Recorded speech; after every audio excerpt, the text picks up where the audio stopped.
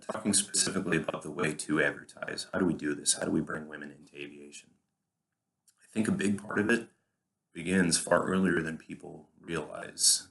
I've seen some articles talking about, for instance, toys they advertise towards little girls.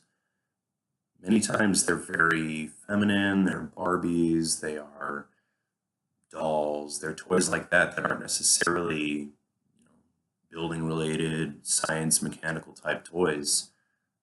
Whereas when stereotypically you think of a boy's toy, you think of airplanes, you think of Lego, the stuff that little boys like to play with. I think as time goes on and those stereotypes are broken down and people realize that girls and boys, there's no difference on the ways their minds can expand and grow, and there's no reason that girls have to be locked in and playing with dolls and Barbies and things like that. So it really begins at home. It begins with the way you're teaching your children and the way you are, telling them that they can grow up and what they can do. So if some of these industries and some of these government agencies and schools, if they all start looking at ways to expand the horizons of young girls and really push them towards some of these jobs, I think it would just have benefits for everyone.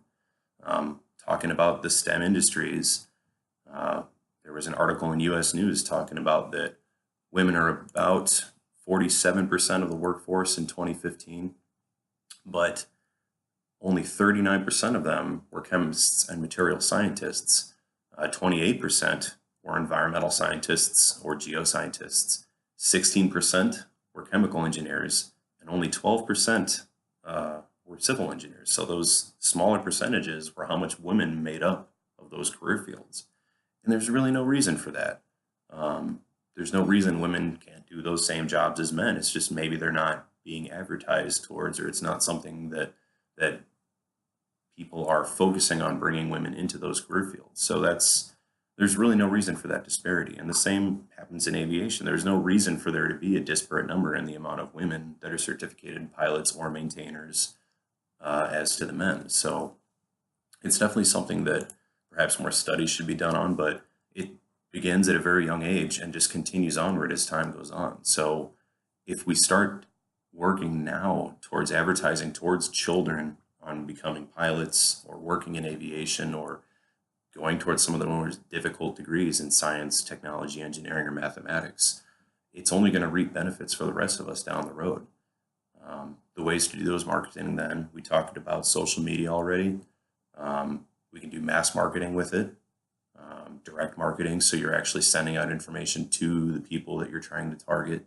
And again, that doesn't just have to be getting a flyer in the mail at home. It could be actually going to the school on an industry day. It could be going to these conferences for women in STEM jobs or other targeted conferences and really pushing to bringing women into these career fields.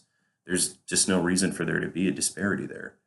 So I think by focusing those advertising efforts on bringing women in, it's just going to benefit the aviation industry in general.